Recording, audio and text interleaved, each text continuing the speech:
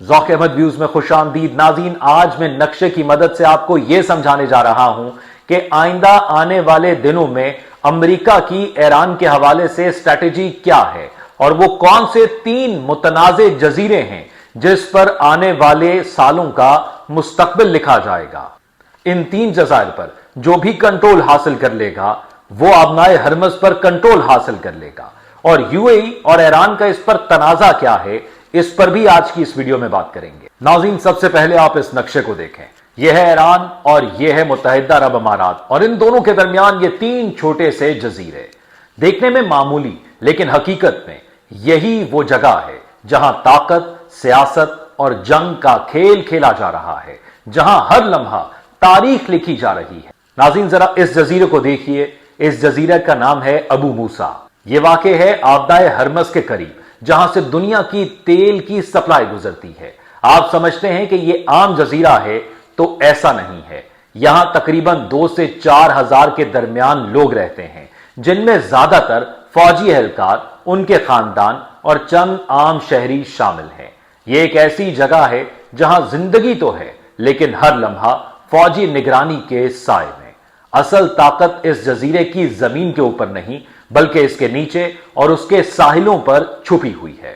یہاں اسلامی انقلاب گارڈ کور کی مضبوط موجودگی ہے جس نے اس جزیرے کو ایک مکمل فوجی بیس میں بدل دیا ہے۔ یہاں نصب ہیں اینٹی شپ میزائل، تیز رفتار حملہ آور کشتیاں، جدید ریڈار سسٹمز اور زمین کے نیچے بنکرز کا جال جہاں ہتھیار محفوظ رکھے جاتے ہیں۔ یہ جزیرہ صرف زمین کا ٹکڑا نہیں، یہ ایک چوکیدار ہے جو ہر جہاز پر نظر رکھتا ہے، جو آبنائے ہرمز سے گزرتا ہے۔ اب آگے بڑھتے ہیں اور بات کرتے ہیں گریٹر تم کے حوالے سے، جو ایک چھوٹا جزیرہ ہے، تقریباً 10 مربع کلومیٹر رقبہ، لیکن اس کی اہمیت اس کے سائز سے کہیں زیادہ ہے۔ یہ آبنائے ہرمز کے قریب واقع ہے۔ حیران کن بات یہ ہے کہ یہاں کوئی مستقل شہری آبادی موجود نہیں، زیادہ تر صرف فوجی اور انتظامی عملہ تعینات ہے۔ ماضی میں یہاں چرواہے آتے تھے، ماہی گیری ہوتی تھی اور سرخ معدنیات نکالی جاتی تھی، لیکن آج ایک مضبوط فوجی اڈا بن چکا ہے۔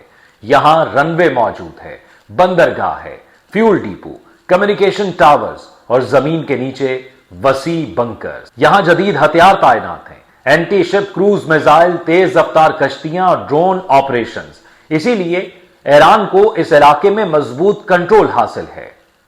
اور اب ناظرین، تیسرا جزیرہ لیسر ٹم، ایک چھوٹا، خشک اور سنسان جزیرہ جہاں کوئی شہری آبادی نہیں، مکمل طور پر ایک فوجی چوکی ہے۔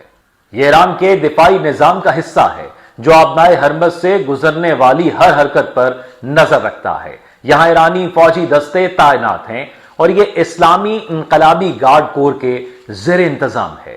جزیرے پر ایک چھوٹا ایئر فیلڈ ہے، تقریباً 800 میٹر لمبی رن وے کے ساتھ، اور بحری آپریشنز کے لیے بندرگاہ بھی موجود ہے۔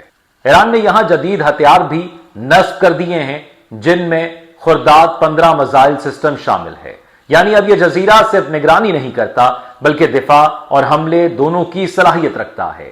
یہاں کوئی عام شہری نہیں، صرف فوجی اہلکار اور تکنیکی ماہرین ہیں۔ یہ تینوں جزیرے آبنائے ہرمز کے بالکل قریب واقع ہیں، دنیا کی سب سے اہم بحری گزرگاہوں میں سے ایک۔ یہ وہ راستہ ہے جہاں سے دنیا کے تیل کا ایک بڑا حصہ گزرتا ہے، اور اسی لیے جو ان جزائر کو کنٹرول کرتا ہے وہ صرف زمین نہیں بلکہ ایک عالمی راستے پر کنٹرول حاصل کرتا ہے۔ یہی وجہ ہے کہ ایران اور متحدہ عرب امارات کے درمیان ان جزائر پر دہائیوں سے تنازع چلا رہا ہے۔ ایران کا موقف یہ ہے کہ صدیوں پہلے مختلف ایرانی سلطنتوں کا خلیج فارس پر اثر و رسوخ تھا، اور 1622 سے 1921 تک یہ جزائر انہی کا حصہ رہے۔ پھر برطانوی سلطنت آئی اور اس نے ان جزائر کو شارجہ کے حوالے کر دیا۔ دوسری طرف متحدہ عرب امارات کا کہنا ہے کہ اسلام کے بعد یہ علاقے عرب اثر میں آ گئے تھے اور مختلف عرب طاقتوں کے زیر کنٹرول رہے، لیکن اصل کہانی یہ 1971 میں بدلتی ہے جب برطانیہ نے خلیج سے نکلنے کا فیصلہ کیا اور 1 دسمبر 1971 کو اپنے تمام معاہدے ختم کر دیے، جس کے بعد متحدہ عرب امارات ایک آزاد ملک بن کر سامنے آیا۔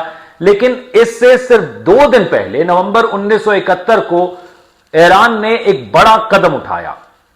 उसने शारजा के साथ अबू मूसा के हवाले से एक मफाहमती याददाश्त पर दस्तखत किए, एक ऐसा मुआहिदा जिसके बारे में कहा जाता है कि शारजा ने मजबूरी में कबूल किया। उसी दिन ईरान ने ग्रेटर तम और लेसर तम पर भी कब्जा कर लिया, जो इस मुआहिदे का हिस्सा भी नहीं थे।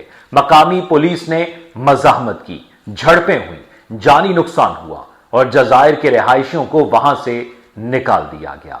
अगले दिन ईरानी फौज अबू मूसा के शुमाली हिस्से में दाखिल हो गई और फिर सिर्फ 2 दिन बाद 2 दिसंबर 1971 को मुत्तहिदा अरब अमारात वजूद में आ गया और यह तनाज़ा इसके हिस्से में आ गया।